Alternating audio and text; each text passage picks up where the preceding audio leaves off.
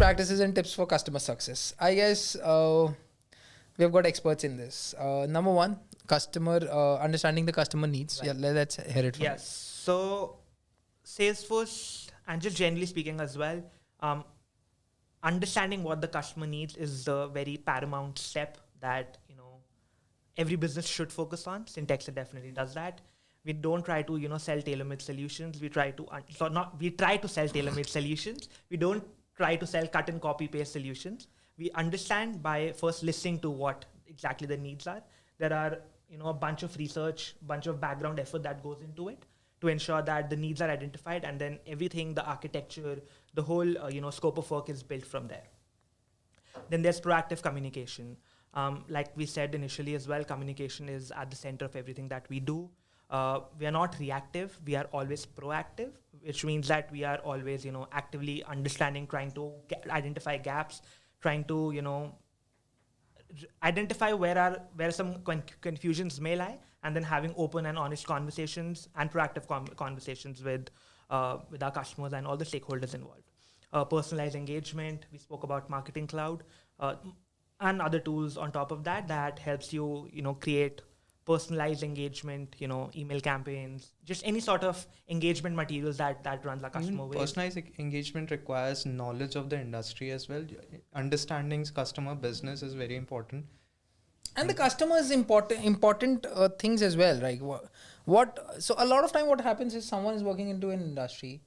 They're like, let's say there are two people who are doing the business into the same industry, but the two of them have got completely different mindsets and completely different visions and missions for themselves and for their business. So you have to have that understanding that what exactly are they looking for, and how do I have to serve them according to what their vision and mission is, and cater to the services, cater to the things that they need at that point of time. Do you think? Have you felt that? Yeah.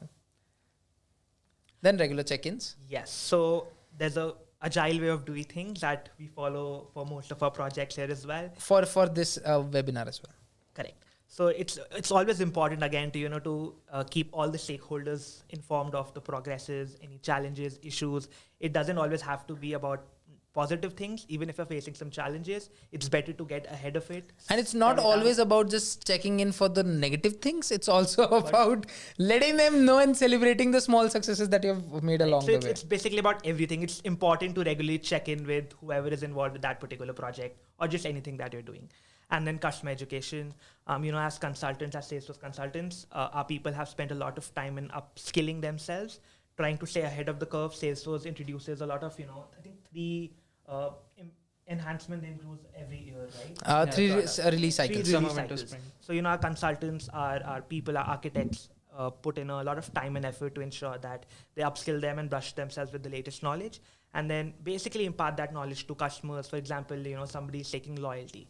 It's a relatively new product, a niche product of Salesforce. We have people who dedicatedly spend a lot of time in ensuring that they have complete understanding of every capability, functionality, big ones, small ones, and then have that knowledge transferred onto the end users to ensure that they realize the full value of the investment they've made into the Salesforce product.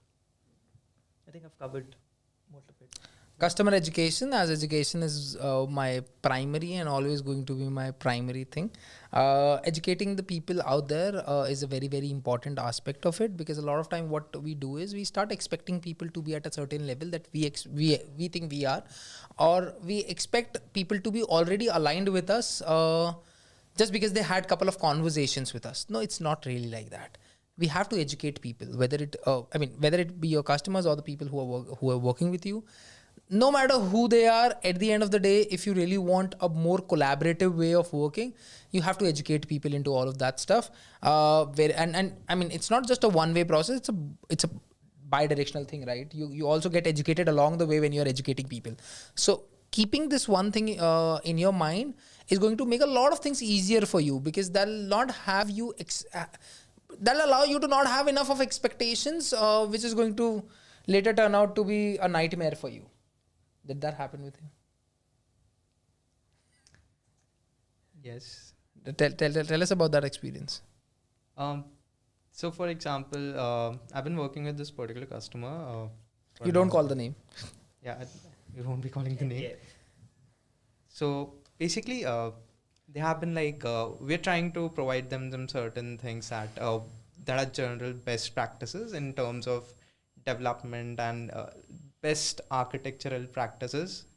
So eventually, they always denied that we don't need it right now. We don't need it right now. Sometimes we felt like that this really should be there. But at the end, I tried to understand that obviously it's all about if the customer really requires that or not. Doesn't matter if it's industry standard. Sometimes it's like you need to understand that if it's something's already in place and it's already fulfilling the requirements of the customer, you don't really need to push things. So if they are ready with a train, don't sell them a plane. Yeah.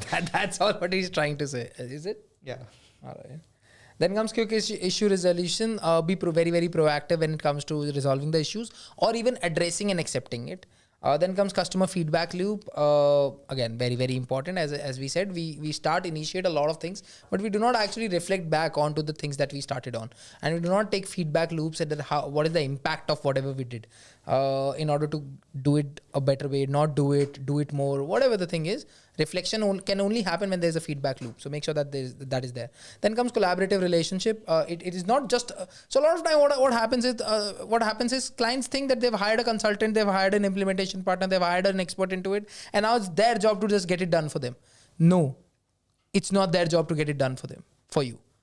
They are there to help you do that for yourself or for your business. You have to understand that. No matter how expensive of a developer or a consultant you're going to hire, if you're going to think that the more money you're going to pay, the easier the job is it going to be without you being a collaborative into that, believe me, you're going to get a vanilla solution that is not going to actually produce the kind of value that it could have brought in if you would have actually collaborated along or not. If you do not have the time to do that, have someone in your team who understands your business, who understand the way you guys execute, you function, to let the consultant, let the implementation partner, let the partner know about it. Because until unless you're going to do that, you're just going to get a vanilla product or vanilla solution, which is not going to solve any of the problems that you're facing. And then you're going to be cribbing about it that particular person didn't solve your problems. No, it's not their job to solve your problems.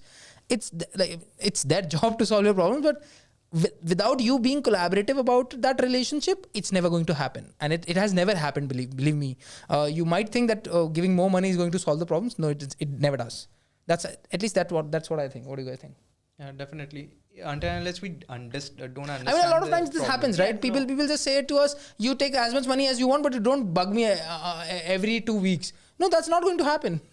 Also, it's about making sure that we're not bugging them in terms of asking repetitive questions, right? Trying to gain insights into what their vision of this development or product is. Yeah. So and if you that's how people need to evolve, right? It's not like you're just outsource something, hence it's not your responsibility, somebody else's.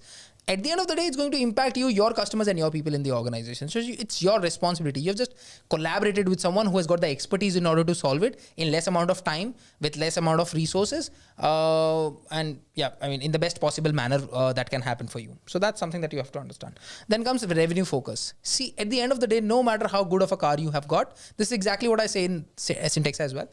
No matter how good of a car you have got, even if you've got the best of the best Porsche or Lamborghini or whatever you want to call it, you need to have money to put in petrol in that. And that's how simple it is. So have money for the petrol. And that's exactly what revenue focus means. And then comes operation efficiency. So continuously having these feedback loops and analyzing data makes you become more efficient in terms of your operations and tracking the activities overall.